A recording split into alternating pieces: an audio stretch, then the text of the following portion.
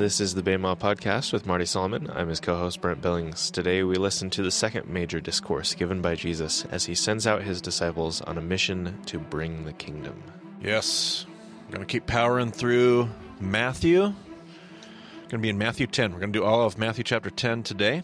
We're going to jump in here at the top of our podcast and immediately talk about a show note. A group of fine human beings doing a very similar work to what we do here with the Bema podcast, the Bible Project, BibleProject.com. They've got a podcast that is more well-known than ours, and it probably should be, to be honest. But we are cut from the same cloth. I love those guys. We have a lot of people on Twitter that have, well, not a lot of people. We have a handful of people that have name-dropped us together and talked about the day that we shall meet the Bema people and the Bible Project people. That'd be a good day. Tim Mackey's stuff is fantastic. Like, the material that they put together is really great. And they got a lot more people. Their outfit is a little bit bigger than ours that they're running over there, Brent. And when you say over there, you mean Portland, Oregon, Yeah, right? I don't like to mention that place, but yeah. Portland. Would you be willing to go to Portland to meet with them? Well, I mean, Jonah had to go to Nineveh, so. There you go. All right. I love those guys, though. They do good work. I love their videos. They're just in the same line of work as we are, trying to get people to understand the context of the scriptures. Their stuff is often maybe not as heavily Jewish, coming from a Jewish perspective as ours is, but very much about the context of the scriptures and the literary devices that are in the scriptures, and just super, super good. I don't know if I've ever, well, I'll hear stuff every now and then that I'm like, oh, I don't really like that nuance, or I wouldn't say it that way, but their material is just so good all the time. So, one of the things that they actually brought to my attention, and I wasn't aware until I started looking at some of their resources and realized I just hadn't bumped into this yet about the theories that lie behind Matthew, is they bring up on their, if you have their poster, we're going to link their poster for the book of Matthew. If you're not familiar with what they do, you ought to check it out. They do like every Bible book. They talk about it. They'll do a video or two or three about... So we're linking two things here. So the first link is to the general page on Matthew. There's a couple of videos there. Yes. The first video covers chapters 1 through 13, so that's going to be the relevant portion for today. And then we'll also link to the poster, which is like a graphical representation of the entire book of Matthew. Correct. And I just love everything on that page. I have a couple blog posts at the bottom about Matthew that just really backs up some of the things that we were talking about in previous podcasts too. So I just really like it. You won't find the Mumser theme that I love so much, the Outcast theme. You won't find that in their material, but so much of what they're doing is just right alongside of what we're teaching there. But one of the things that you bump into there, and the reason we're going to link the poster and the visual, is because they talk about, one of the themes in Matthew, and we mentioned this in passing at one point, was that Matthew is trying to show that Jesus is the new Moses. You're looking for this new Moses character. The book of Deuteronomy talked about, I will send one like Moses.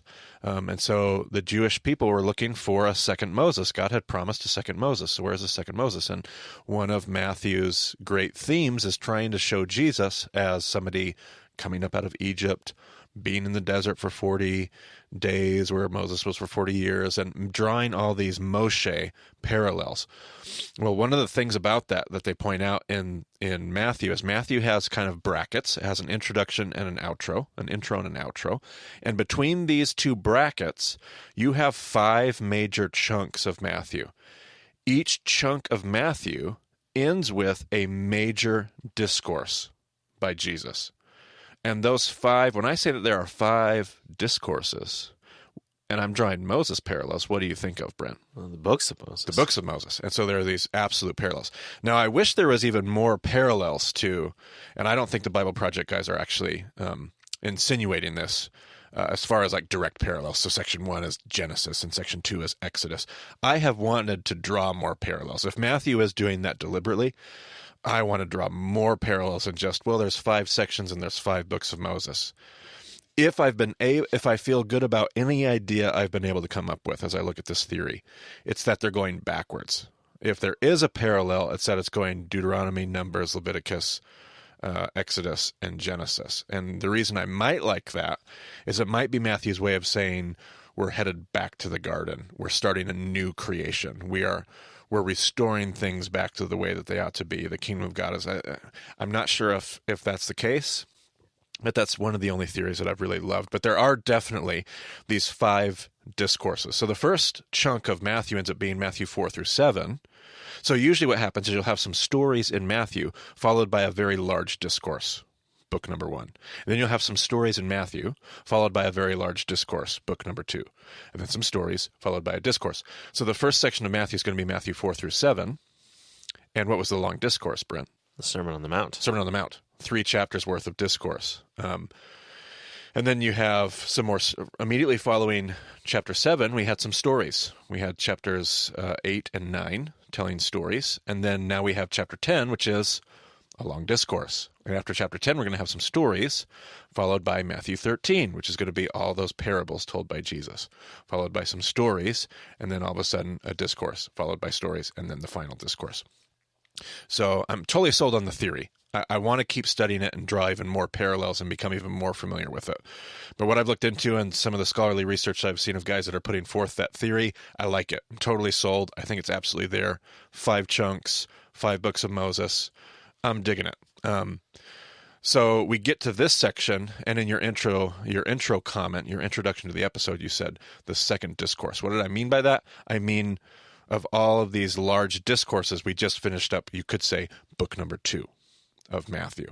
We've just been told some stories, and now we're going to get a discourse. So if Sermon on the Mount was discourse number 1, they went out from there, they started living out Sermon on the Mount, and now Jesus is sending out his disciples with discourse number 2. So I want to get into this. And after I spent all of last episode talking about how every time Jesus opens his mouth, it's in the text, this is going to be a struggle for me because I want to talk about the discourse as a whole. And there are so many potential textual references happening in this discourse. I'm not going to be able to hit them all. I'm going to hit some of the obvious ones that show up in your text. But we won't be able to dig into it like I kind of wish we could. Part of that is my familiarity. I'm much more familiar with the Sermon on the Mount. I've spent so much more time in that and read so many more resources on the Sermon on the Mount than I have in Matthew 10. But part of it is I don't want to get us lost in the weeds and miss the big picture of what Jesus is doing in this discourse. Because this discourse is going to definitely have a theme about it. And I want to make sure we catch that theme. As I prepared for today, this passage is really good for my soul. So that could mean one of 2 things, a good thing or a bad thing. Either it's going to be like awesome as it comes out of my own heart as I've processed it today, or it may come out as a mess because it's gone through my heart and not my head. So we'll see how this goes. But just such an affirming passage for me. I'm hoping maybe for some of our listeners too. Maybe they find themselves in similar places. But with no further ado, Mr. Billings. Matthew 10. Matthew 10. Jesus called his 12 disciples to him and gave them authority to drive out impure spirits and to heal every disease and sickness, right, which incidentally is what he had just been doing all throughout the Galilee. Exactly. So they've just watched, they heard the Sermon on the Mount. Now the rabbi goes out to live the Sermon on the Mount, and they've been watching. And now they have to be given authority because you as a Talmud, one of the Talmudim, the disciples, you don't get to just go out and do whatever you want. Like the rabbi has to sit. So now Jesus is like, okay, you watched me. Now I want you to go do this. Not that he's saying you've got all the tools, you're going to nail it. I want you to go on a little field trip here. I want you to go experiment with this. You've been watching me do it. Now I want you to go do it. And he goes to send them out. Okay? These are the names of the 12 apostles. First, Simon, who is called Peter, and his brother Andrew. James, son of Zebedee, and his brother John. Philip and Bartholomew, Thomas and Matthew the tax collector, James son of Alphaeus and Thaddeus, Simon the Zealot, and Judas Iscariot, who betrayed him. Right, it's great. And I wonder sometimes why Matthew puts this list right here. Because I wonder, and we've talked about this already, I believe, in an earlier podcast this session, but just look at that list, Brent, and let's see here. Simon Peter. Let me just say it that way. And Andrew, James, John, and Philip. Who did we say they were? Some of you had suggested we don't know a whole lot about Bartholomew. Some of you suggested maybe Bartholomew should be included in this list too. But what do we know about them, Brent? They're from the Galilee. They're from the Galilee, specifically the same town. Bethsaida. Yeah, the Bethsaida boys, right? So we have at least 5. 5 that we know of. Simon, I keep saying Simon, Peter. Simon, Andrew, James, John, and Philip. maybe Bartholomew the way that they're listed here. We just don't know. But we know at least 5 of them are from Bethsaida, which means they're from which region and what worldview, Brent? So they're from the Galilee, and they're on the Pharisaical worldview. Okay, they're from the Triangle, and they're going to take more of a Pharisaical bent with that party of the Hasidim, if you remember talking about that in the early parts of this session. And let's see, we're going to keep reading here. Thomas, who another gospel calls him Didymus, so he's got a Greek name, and Matthew, that would be the guy writing the gospel here, the tax collector. So who are they? What worldview are they, based on what we know? Herodian, probably. Probably Herodian. Can't say that for sure, but we know Matthew was a traitor to that religious Hasidim worldview by being a tax collector. James, son of Alphaeus, and Thaddeus, those are Greek names. So I feel like if there's any hints here, I feel like we've got Pharisees partnered up with a bunch of Herodians. How do you think that works out? The Pharisees intentionally try to get away from the Herodians. Absolutely. This would be like putting staunch Republicans in the same party with staunch Democrats. Like, you just see the world completely differently, have a different set of values. And then, let's see here. And then you have Simon the Zealot and Judas Iscariot, which we said was man from Cariot. Which Cariot, most scholars have a hunch, is a zealot compound. So you got 2 zealots to round off the list. So you at least have 3 of the 5 worldviews that we looked at. And we mentioned before, probably some Essene, well, we know we have Essene connections, and probably some priestly connections, because John is related to one of the high priests, people in the high priest household, which is how they get into the courtyard at the end of the gospel. So we've got all 5 groups represented, but in this list, we clearly, I believe, clearly see, and I would just love to know, did Jesus pair up, hey, Peter, you go with Matthew? Did he pair up on purpose? He sends them out 2 by 2. Does he pair them up or send them out? Let's see. Am I thinking the 72? Does it say send them out 2 by 2? I don't know that it does. It doesn't in this one. You just see, still making text mistakes. Still got to get better with my text. Well, but I'd love it to doesn't know. say that he sent them out individually. No. Well, I would assume he doesn't send them out individually. He either sends them out all together as a group, or he sends them out in broken up groups, whether it's pairs like the 72, or however. I would love to know if he broke them up with people who didn't see the world the same way that they did. That would have been a fun little field trip. That would be very rabbinic of him to do it that way. But nevertheless, I digress. Neither here nor there, but I love to wonder. These 12 Jesus sent out with the following instructions. Do not go among the Gentiles or enter any town of the Samaritans. Go rather to the lost sheep of Israel. As you go, proclaim this message. The kingdom of heaven has come near. Heal the sick, raise the dead, cleanse those who have leprosy, drive out demons. Freely you have received, freely give. Okay, so let's notice a couple things. He says, do not go to the outsiders. This is not an evangelism mission. They are not going to, it is evangelism, but not like we typically think of it. They're not going to the unbelievers. They're not going to the pagans. They're not going to the Samaritans. They're going to people who already share the worldview, at least the Jewish worldview, that they already share. Go to the sheep of Israel. And when you go there, I want you to bring the kingdom. I want you to announce kingdom, and I want you to bring kingdom. I'm not just sending you out to bring a message.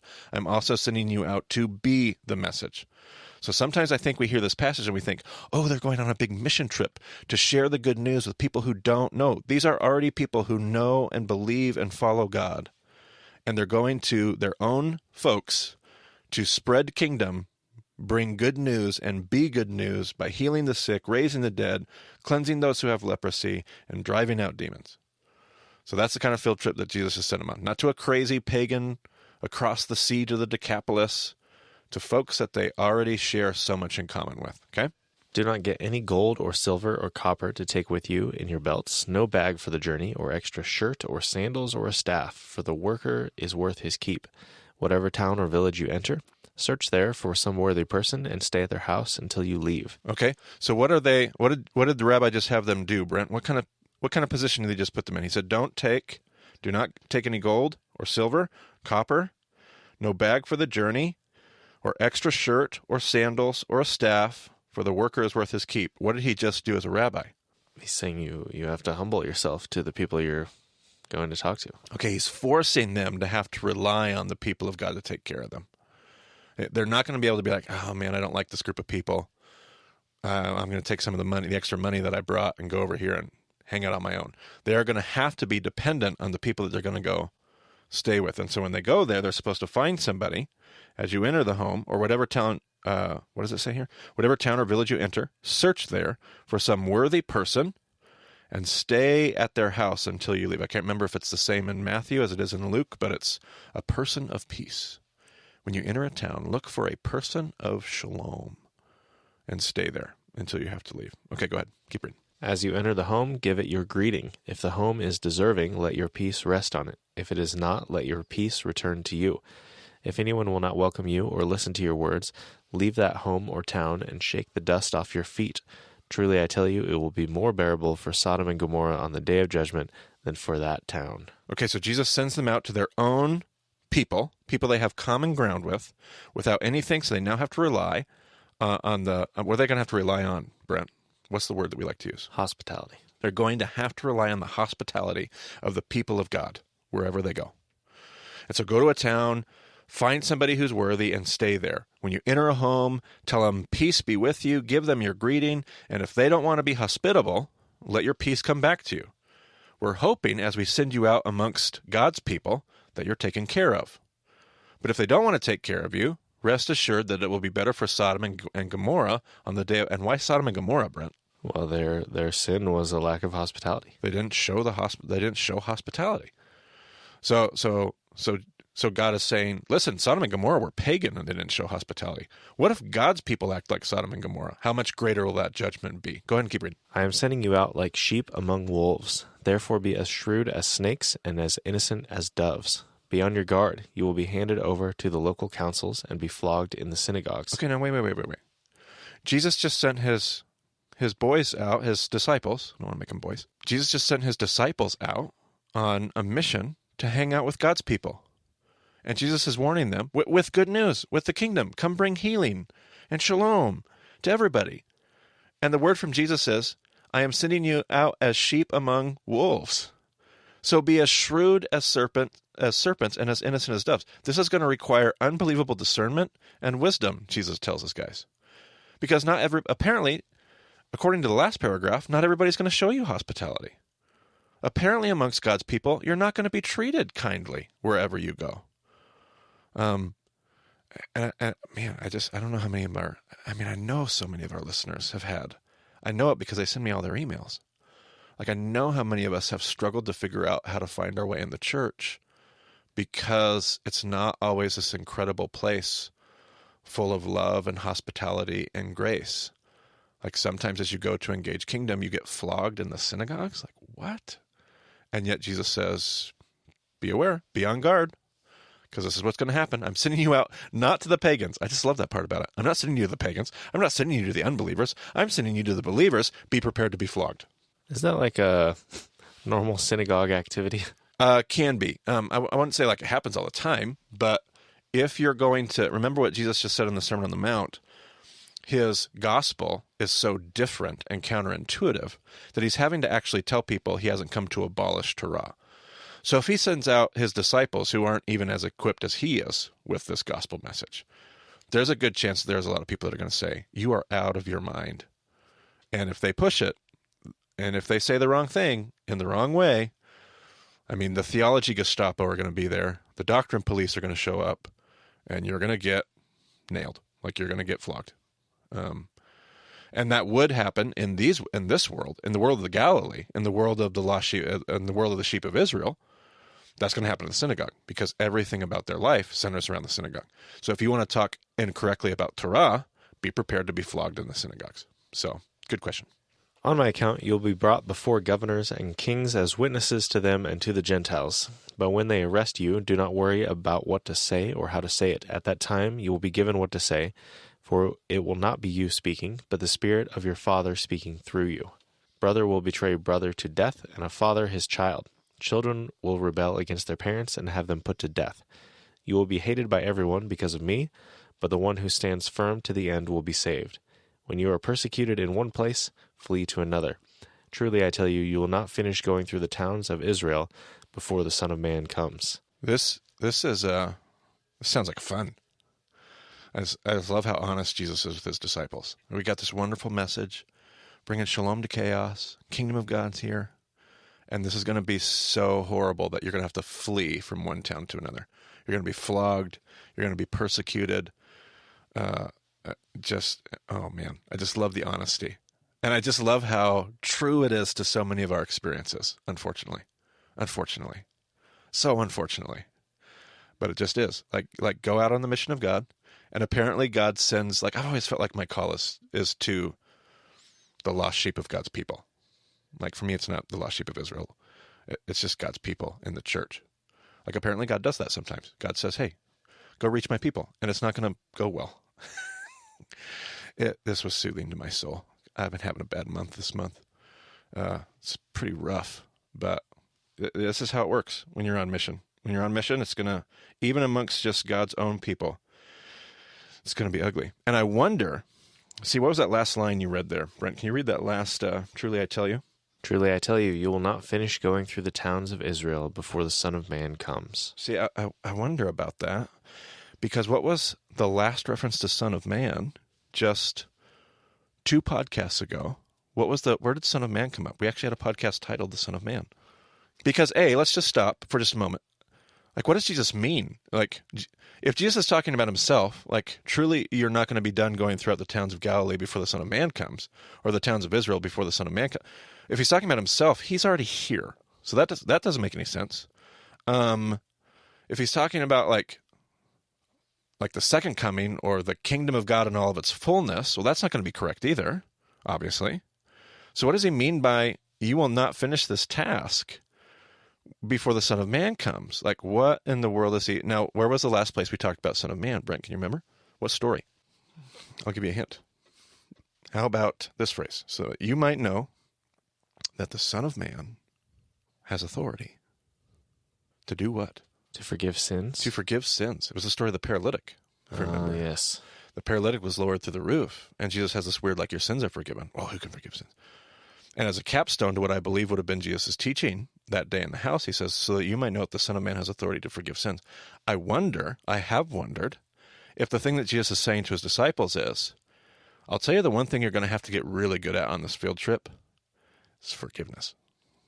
Like, I wonder if, having just come off the heels of trying to teach people that the Son of Man is about forgiveness, not about judgment, I wonder if he's telling his disciples, like, you're going to experience this. Like, you're going to see the Son of Man come because you're going to have to get used to forgiving. Like, this mission trip's going to require a lot of forgiveness because your own people are going to just stab you in the back and hurt you and come after you. And you'll see the Son of Man come. I wondered. I don't know. I could be wrong. Go ahead and keep reading. The student is not above the teacher, nor a servant above his master. It is enough for students to be like their teachers, and servants like their masters. If the head of the house has been called Beelzebul, how much more the members of his household? So that just happened. The paragraph preceding, the last little section there of Matthew 9, is by the prince of demons. That's Beelzebul. It's by the prince of demons he casts out demons. So Jesus said, listen, if you just saw that happen to me, don't think for a moment that you're going to go pull this off everywhere that you go. This is going to be just as hard for you. Go ahead. So do not be afraid of them, for there is nothing concealed that will not be disclosed, or hidden that will not be made known. What I tell you in the dark, speak in the daylight. What is whispered in your ear, proclaim from the roofs. Do not be afraid of those who kill the body, but cannot kill the soul. Rather be afraid of the one who can destroy both soul and body in hell. All right, let's stop there. Don't want to go run past that. And I'm not going to try to do some gymnastics to explain away the hell thing here. Like, I'm not going to try to be like, well, this hell is present tense, when it's clearly not present tense. He's talking about something other, like his point being, do not fear those that can only hurt the body. Fear God, who can hurt the body and the soul in hell. So there's a reference there to this Gehenna in the abstract. So I'm not going to try to do some dance around that and act like that doesn't exist. What I will also point out at the same time is that at this point, we've been walking through every single verse of Matthew, Brent, right? Every verse we said. We have not bumped into a complete systematic theology of hell yet. Like, we haven't mapped that out. Some of the hell references we've run into, we've talked about clearly a present tense reality.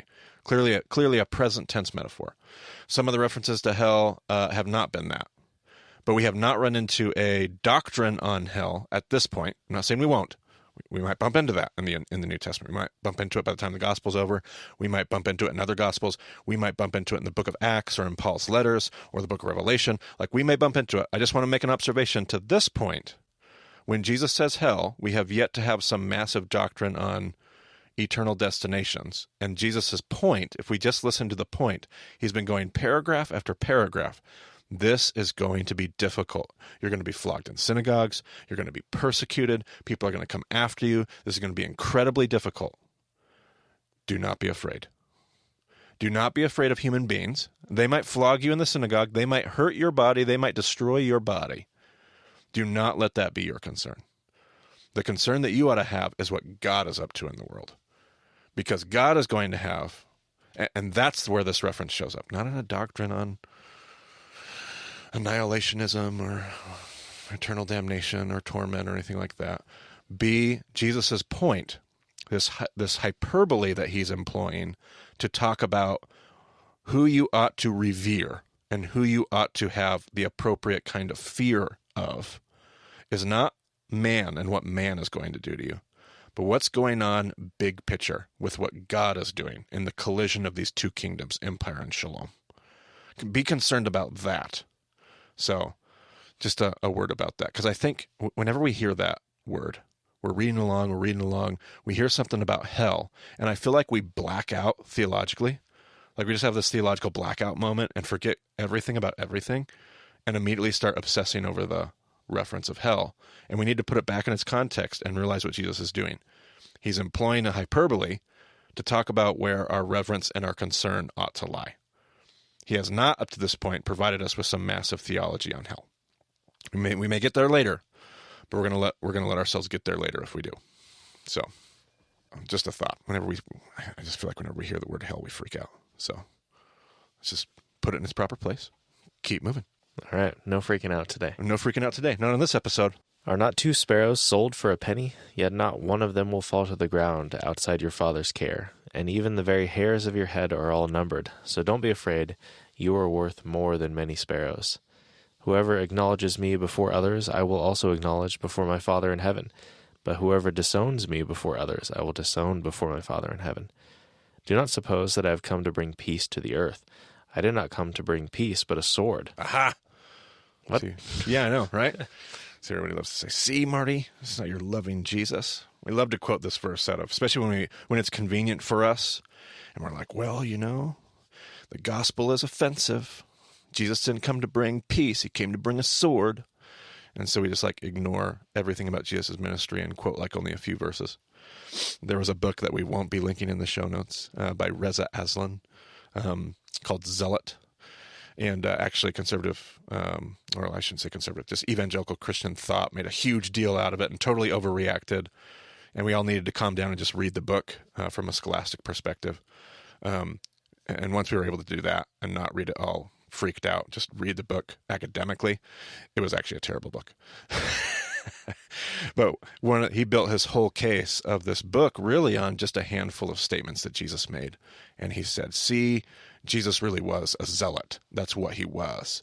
And you have to rewrite the whole rest of the Gospels and everything that we've been studying to do that. But nor do we get to just ignore this verse. This is tricky. What is Jesus talking about here? I'm not. And when he says that, I have not come to bring peace but a sword, in context it makes sense, because what has he been talking about this whole time, Brent? What has this conversation been? What's the point he's been making now for 4 paragraphs? He's talking about the conflict with the sheep of Israel. Yeah. This message is not going to be received by everyone. This message is going to be this message is going to be a powder keg. It's going to be electric. It's going to be not received by everybody. So in that regard, his statement fits. I haven't come to make everybody happy. I've come to bring a sword. But there's more. There's more going on, because he's about ready to quote what, Brent? Micah? Yeah, he's about ready to quote the text. So here we go. Go ahead. Let's see. Verse 35 here. For I have come to turn a man against his father, a daughter against her mother, a daughter-in-law against her mother-in-law. A man's enemies will be the members of his own household. Now, when you read that, you're like, oh my goodness, Jesus has lost his mind.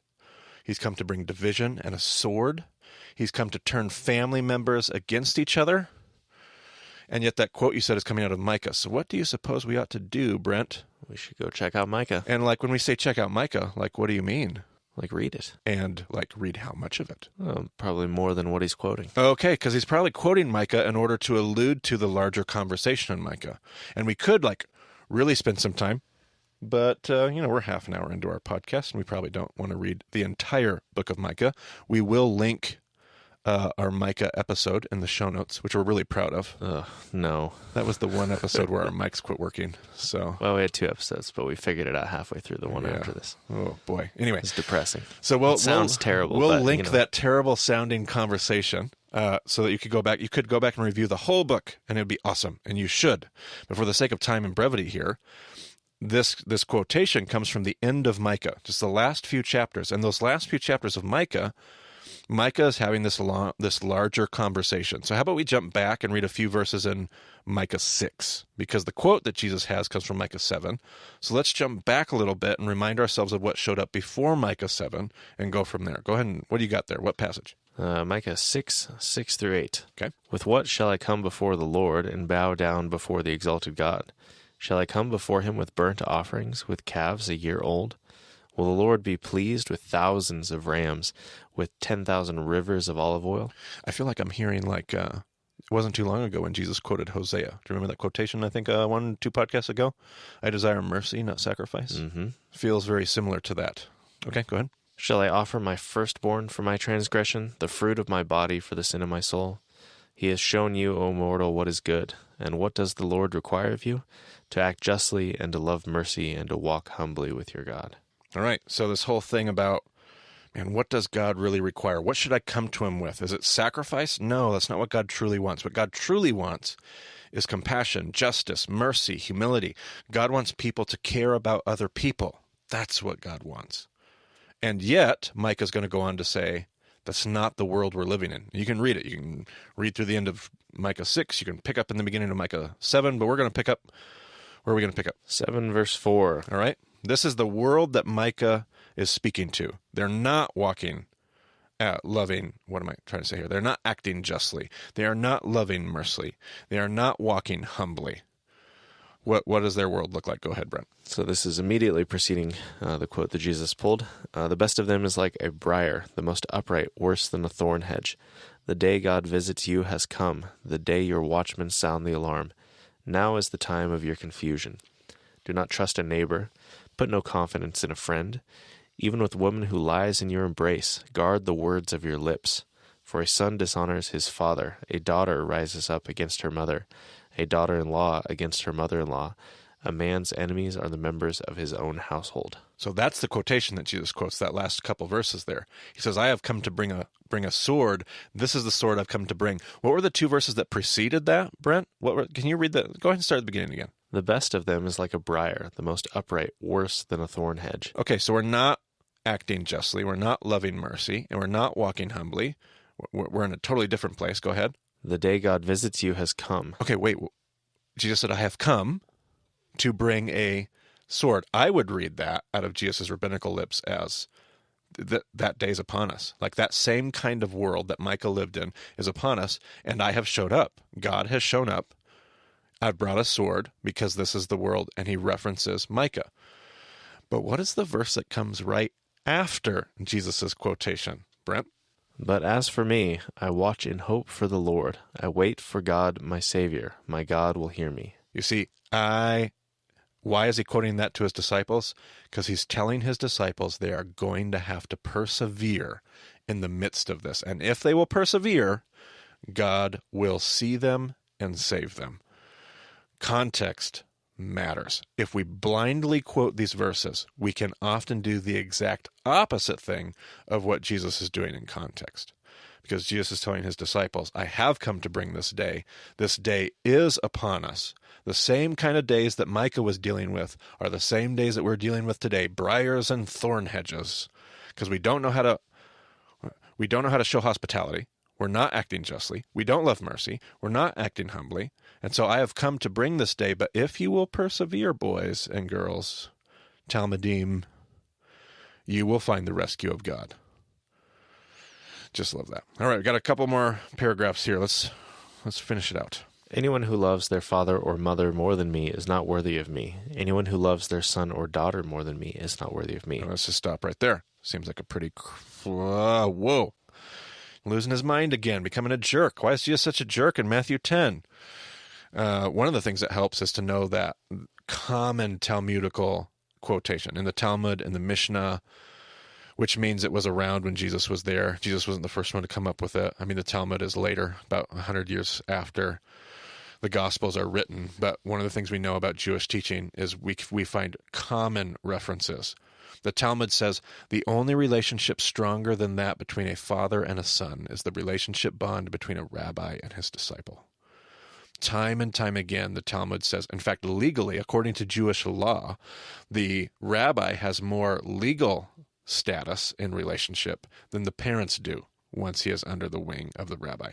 Like, this is not a crazy statement coming out of left field by Jesus. This is the way that the rabbinical system, Jesus is speaking out of a rabbinical system into a rabbinical system where this was the standard default assumption of how relationships worked. Jesus isn't making some condemnation of relationships with mothers and fathers and all that. Jesus is saying you can't be half in this discipleship thing. You have to be all the way in. You can't, if you're going to go about and be persecuted and flogged in the synagogues and go through all of this, if you're going to have to persevere, you will not be a half in, half out kind of disciple. You are going to have to be totally 100% in. I wonder what moms felt like when Jesus sent their sons out. And we've talked about it before, like 13-year-old sons, 16-year-old sons. And Jesus sent them out to be flogged in synagogues. I wonder how mom felt about that. Like, probably not well. I know how parents feel about half the things that I do in my campus ministry. Like, I'm sure that parents weren't like, oh, yeah, go for it. And yet Jesus, I mean, one of the things I love about campus ministry is my students as college students are just old enough that when God calls them to do things, they can just do it. And I just love that. And I think that's more of the worldview that Jesus is talking about here. Not a hate your mom, hate your dad, all that kind of stuff. Love your rabbi, love your spiritual leader. But the mission of God is going to require, it's going to call to a decision where you're firmly planted. And you're going to have to be all in if you're going to be about this mission thing, this kingdom of God thing. So anyway, go ahead. Whoever does not take up their cross and follow me is not worthy of me. Whoever finds their life will lose it, and whoever loses their life for my sake will find it. Anyone who welcomes you welcomes me, and anyone who welcomes me welcomes the one who sent me. Whoever welcomes a prophet as a prophet will receive a prophet's reward, and whoever welcomes a righteous person as a righteous person will receive a righteous person's reward. And if anyone gives even a cup of cold water to one of these little ones who is my disciple, truly I tell you that person will certainly not lose their reward. And we close the chapter with words that sound incredibly like the words he used in the Sermon on the Mount about rewards. Fasting and praying and not losing your rewards. And again, I make the same point we made back there. Sure sounds like the rewards he's speaking of are technically in the Greek a present tense, are untechnically just listening to the teaching, a present tense reward. And Jesus saying, listen, the way that you live is going to produce a particular kind of reward. If you want to be a person of hospitality, if you want to be a person of mercy and of justice and of humility, you're going to reap the rewards that come with that. If you want to be a person that is stingy, that has ayin ra'ah rather than ayin tova, if you want to be a person that has a bad eye, you will reap those rewards. And so be aware of the way that you go about doing this mission. Be aware of the way that you receive people that are on mission. Be aware of because how you do that will be the reward that you receive. Matthew chapter 10. Boom. Whole chapter. Second discourse. Second discourse. Second book is closed. Moving on to book number 3. All right. Sounds good. If you got any questions about the show, you can find everything you need at BayModDiscipleship.com. You can find the Micah podcast and all the other previous podcasts if for some reason you're stumbling onto this and this is your first episode. It's fantastic. Ooh, definitely should go back to the beginning, though. Yeah, definitely go back to the beginning. This is a kind of a crazy place to jump in. We do have lots of discussion groups. If you're just going through this material and you are not in a group wrestling with this material, we'd highly encourage you to do that. We're adding new groups all the time. We just added 2 more groups to the map today. Yep. So that's always changing. Check that out. Find somebody in your area. And thanks for joining us on the BMO podcast. We'll talk to you again soon.